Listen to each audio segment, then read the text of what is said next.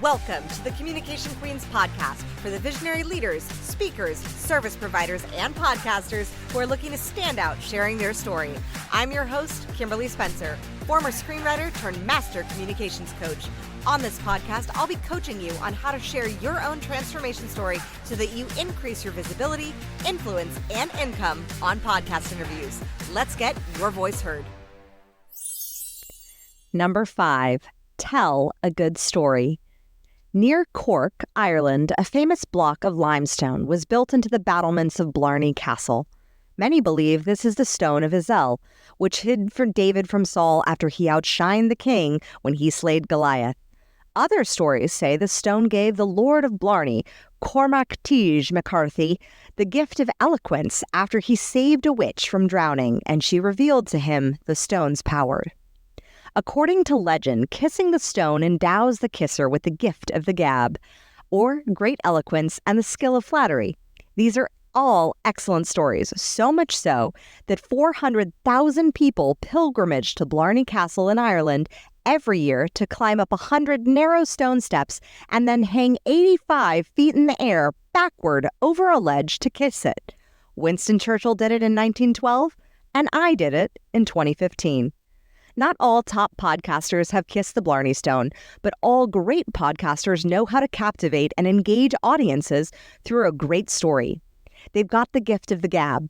Imagine if I had just started telling you why you should tell a story for engagement, memorability, relatability, persuasion, emotional impact, building trust, human connection, generating inspiration and/or aspiration, and contributing to the cultural implications. Yeah, boring. But the Blarney Stone, now that's interesting. I remember when I was in 10th grade biology class, having to memorize all the muscles and major bones of the body. It was boring. Facts and figures without a story are a snooze fest. However, less than 3 years later, I learned the story of different muscle groups while training to become a Pilates instructor. I learned about the story or signals that your rhomboids tell to your brain because when they engage and your shoulders roll back, it tells your brain that you're more confident.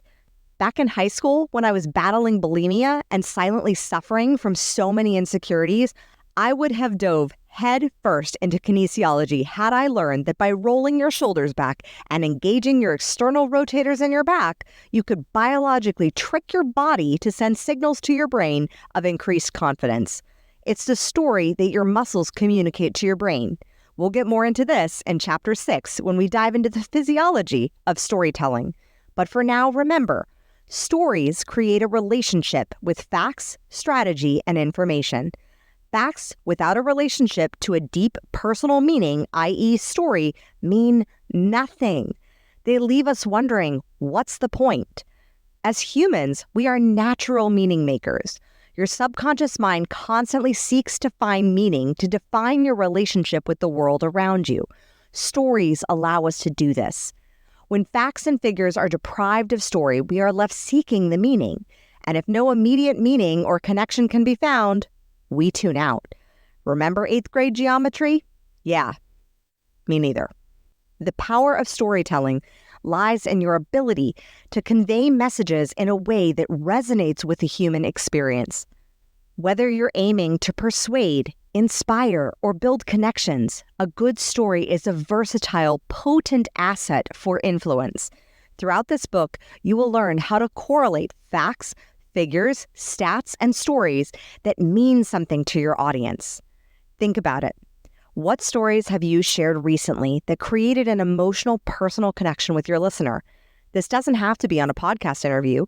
It can be a story you shared with your spouse, friend, children, or even on social media.